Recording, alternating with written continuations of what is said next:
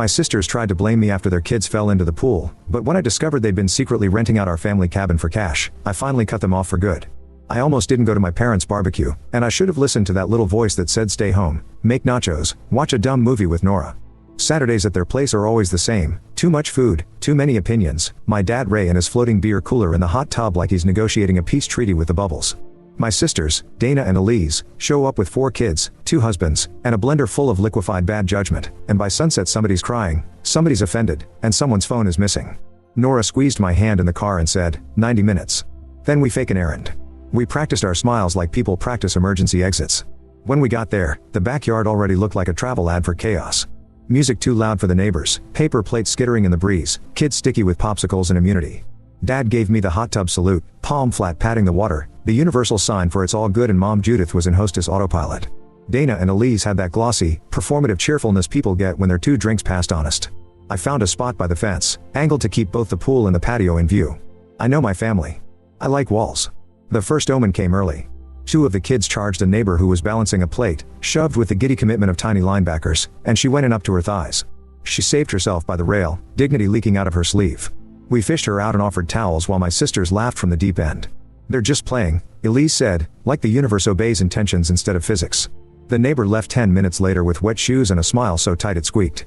I started doing that subtle walk people do when they're sidling away from trouble but don't want to make it a headline. I was chatting with one of Dad's friends about nothing, weather, ribs, the grass, when I felt the air change behind me. It's hard to explain if you've never been a middle school hallway veteran, but you can feel momentum. The hairs on my arms stood up. Tiny feet thundered. I saw 3 silhouettes reflected in the sliding door, heads down, arms out, aiming for my back like I was a carnival target. I didn't think. I stepped aside. Reflex, not malice. 1 clean sidestep. The 3 kids shot past like unguided missiles and hit the pool with a splash big enough to slap the fence. For 1 beat, the party paused. Nora barked out a laugh and then clapped a hand over her mouth. 2 neighbors laughed too, the kind of involuntary, oh my god sound you make when gravity writes a perfect punchline. Then my sisters began screaming. They can't swim. Dana shrieked, as if the last hour of cannonballs had been a shared hallucination. 1 husband, Mark, dove in with the urgency of a man discovering water for the first time. The other, Trent, slipped on the steps and performed a flailing gesture that might have been a rescue attempt, might have been a dance. The kids surfaced immediately, shock spitting, loud, alive, and dog paddled the 2 feet to the wall where 3 sober adults already had hands out. I stayed dry because there were people closer, because this was the shallow end, because in triage you don't jump over the nurse to reach the band-aids. They could have drowned. Elise jabbed at me with a finger like a tiny sword. What is wrong with you? For not letting 3 children push me into a pool? I said, because my mouth has a union and refuses to be silent during unsafe working conditions. You nearly killed them, Mark added, water streaming off his elbows, righteous and damp. And my phone. Trent pointed to the bottom like Poseidon had just boosted his iPhone.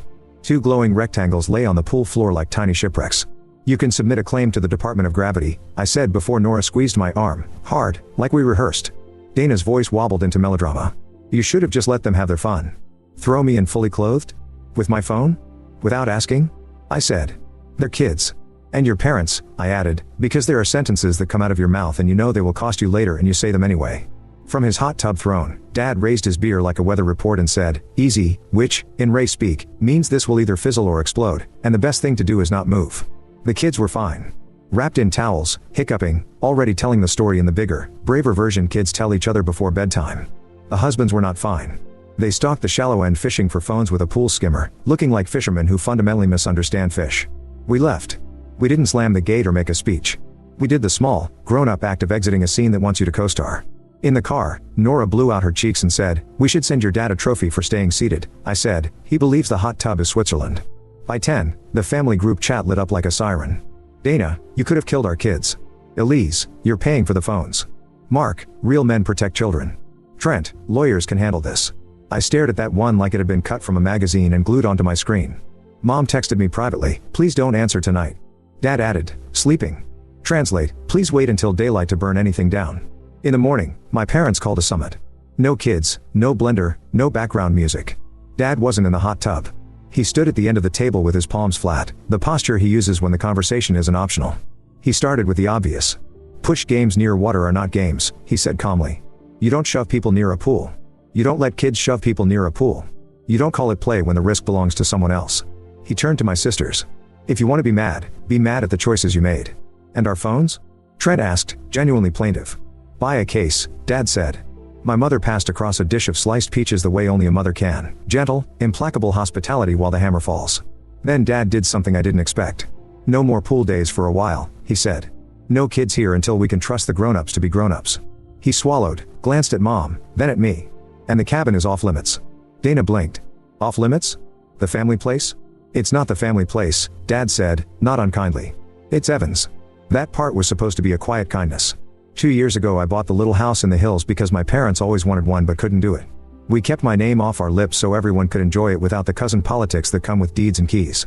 I paid the taxes. Mom washed the sheets between visits. Dad fixed the deck. Everyone pretended it was ours. We never discussed who gave out the door code because why would anyone abuse that? The meeting ended with a truce that felt like a paper napkin in a thunderstorm. On my way out, Dad pulled me aside. Your mother said I should draw a line before I draft a lament, he said. I drew a line. 3 hours later, Trent texted, polite as a waiter, about those phones, when can we expect reimbursement?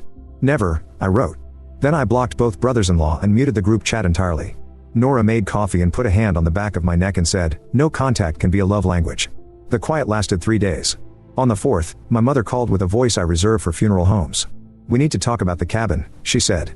And you need to sit down. Here's how the truth came out. A neighbor up there called Dad to say the driveway was full again on a weekend nobody had reserved. Dad assumed he forgot to write something on the calendar.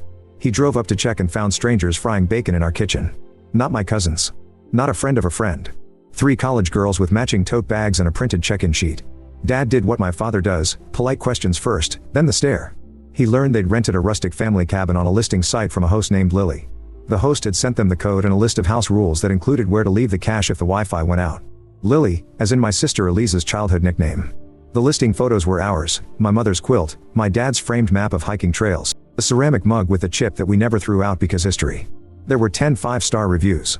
The profile proudly mentioned a private family getaway now shared with a few lucky guests. Dad took pictures of everything, the listing, the guest book the girls brought, the instructions with my address scratched out and Elisa's Venmo written in its place. He didn't yell at the girls. He refunded them in cash because they were 20 and scared and the situation wasn't their fault. Then he came home and set his phone on the table and pressed play on a slideshow of betrayal.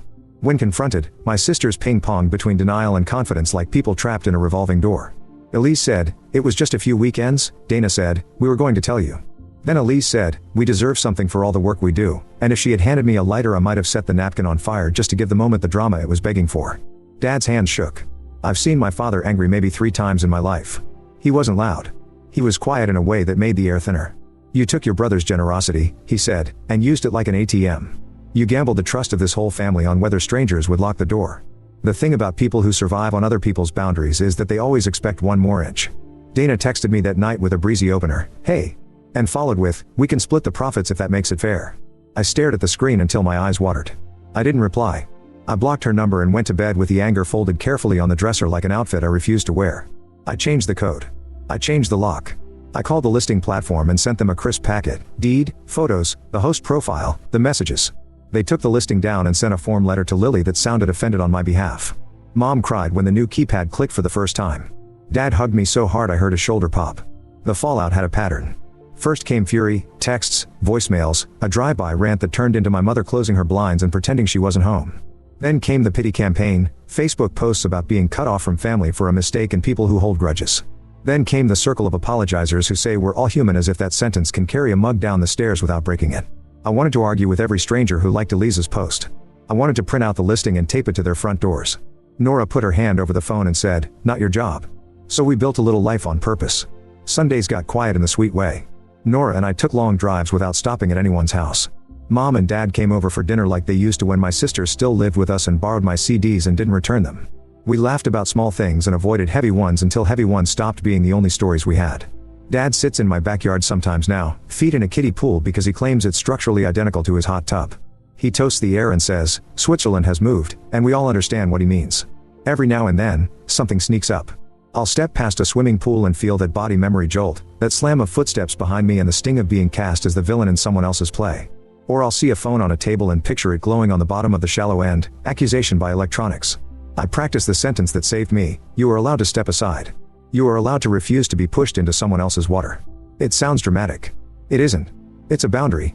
A month after the cabin reveal, a certified letter arrived from a lawyer with a last name like a brand of lawn fertilizer. It was a demand: return lost income or face small claims court.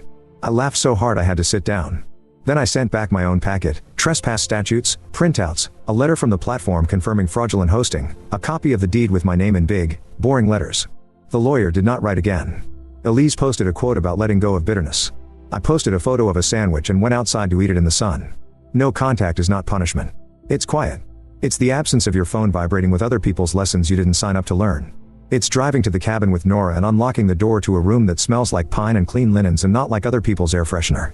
It's watching my parents fall asleep on the porch after dinner, the deck light catching in my mother's hair, my father's head tipping backward at the exact angle he used to while pretending he wasn't napping through my high school movies. Sometimes I think about that split second beside the pool when I moved.